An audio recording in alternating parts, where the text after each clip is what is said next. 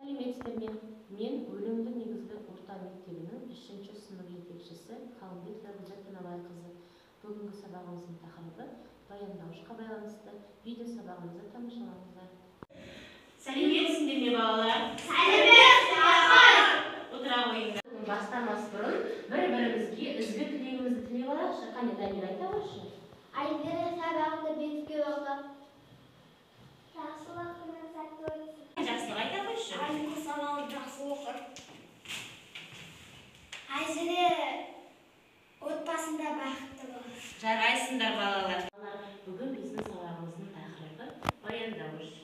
Сабағымыздың мақсаты сөйлемнің тұрлаулы, баяндауыш, бастауыш және тұрлаусыз мүшелерін ажырату. Соған байланысты қазір тапсырмалар орындаймыз. Балалар, жаңа тақырып өтпес бұрын біз алдымен үй тапсырмасына тоқталып өтейік. Үй тапсырмасы бізде бастауыш болған. Қазір сендерге осындай қағазда қаламын. Бұл жерде бастауыштар алған. Сендер сол бастауыш сөздерді кілтпен ашасыңдар да. Аслан. Қандай сұраққа жауап береді? Кім? Ол қайсысына жатады? Бастауыш. Дұрыс айтасың. Келесісін? Күнделік. Күнделік. Өте дұрыс. Ол қандай сұраққа жауап береді? Не? Ол қайсысына жатады? Бастауыш. Өте дұрыс. Келіп сала қой.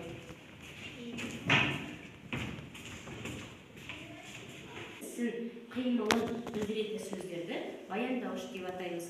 Баяндауышқа не істеді, не қылды, қайтты деген сұрақтар қойылады. Мысалға, Дана оқыды. Дана не істеді?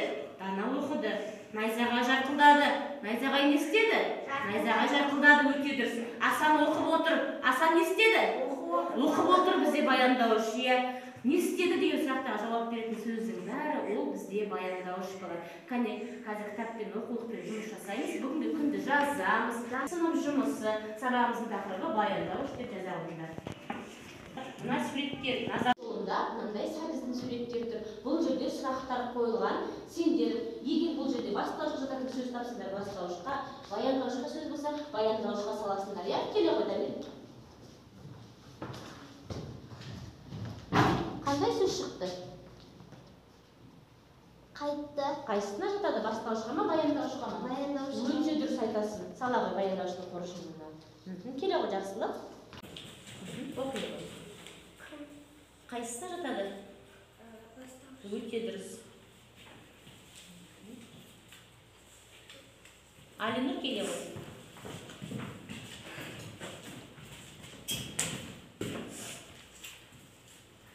Күнде.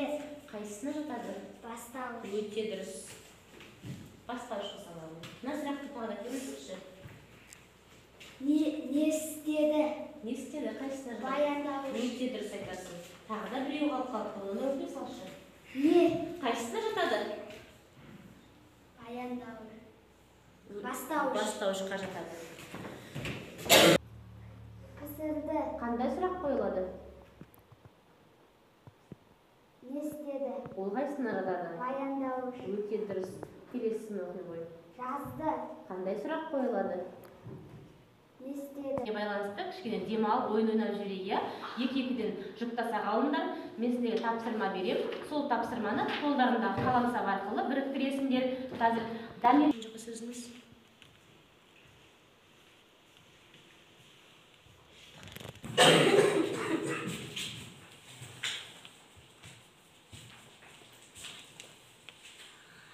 Бала, тапсырманы орындасақ, Дамир айта қойшы.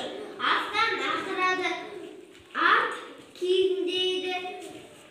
Түйе боздайды. Өте дұрыс.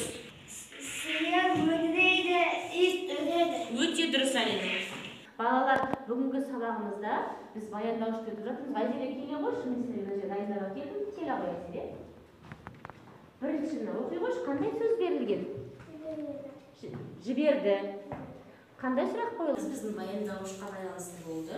Сендерге қазір үй тапсырмасын беремін. Жақсылап мәтінді оқисыңдар.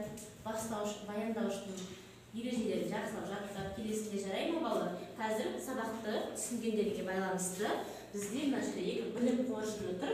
Сол білім қоржынына байланысты менен келіп смайлик алып саласыңдар. Келе қойыңдар. Келді. Қайсысын алып саласың?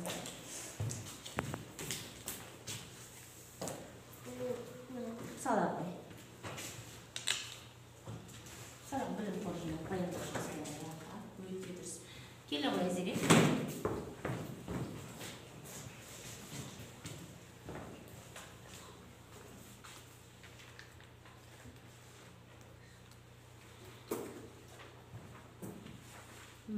Өте жақсы. Келе ғой жақсылық.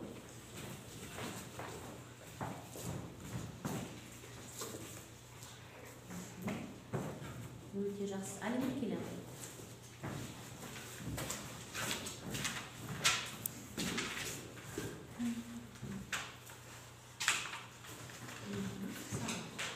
Өте жақсы балалар. Бүгінгі сабағымызды жақсылап түсінген болсаңдар, онда бүгінгі сабағымызды осымен қорытындылаймыз.